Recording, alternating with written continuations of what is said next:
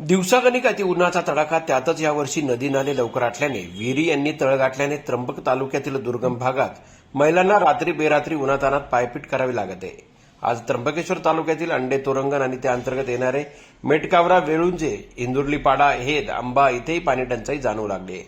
तर नांदगाव, कोली, खुंडपाडा येथील ग्रामस्थांना 2 किलोमीटरवर जाऊन नदीतून पाणी न्यावे लागतंय। याच परिसरात असणाऱ्या खरवळ ग्रामपंचायतीची जवळपास 2,500 लोकसंख्या असून 12 वाडीपाडे आहेत। त्यामुळे येथील काही वाडीपाडे लोकांना ओढत असणाऱ्या झऱ्याचे दूषित पाणी भरावे लागते। तर देवळा, कचरपाडा, गावठाण, उब्रणे या गावातील लोकांना जेमतेम 15 दिवस पाणी पुरेल, तर काहींना गढूळ पाण्याचा वापर करावा लागतोय। याखेरीज तालुक्याच्या पश्चिम पट्टा आणि गुजरात, पालघर जिल्ह्याच्या सीमेलगत असणारे अतिदुर्गम डोंगराळ भागातील ओझरकडे ग्रामपंचायत अंतर्गत येणारे गावं कोशिंपाडा, भुतारशेत ही टंचाईग्रस्त पाडे असून इथे पाण्याचे टँकर येत असले तरी यांना पाण्याचा तुटवडा जाणवतोय। खडकवळ येथील लोकांना जवळपास 1.5 किलोमीटर अंतरावरून पाणी आणावे लागतंय, तर कडेघाण येथील ग्रामस्थ इतर ठिकाणून पाणी आणताय। बापनवीर येथील विहिरींनी तळ गाठला असून इथे पाणी उपलब्ध नाही। म्हणूनच या ठिकाणी लोकांनी वारंवार तक्रार करूनही अजूनही त्यांचा पाण्याचा प्रश्न मार्गी लागलेला नाही।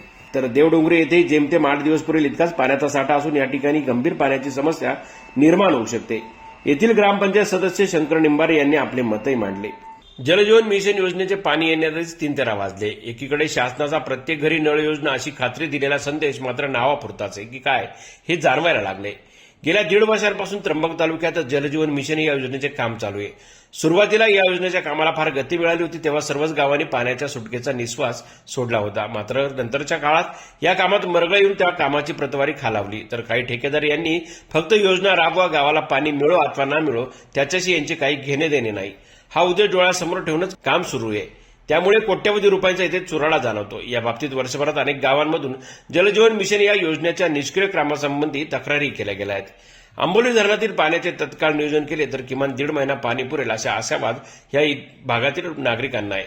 तालुक्यातील आंबोली धरण हे त्र्यंबकेश्वर शहराला पाणी पुरवठा करते।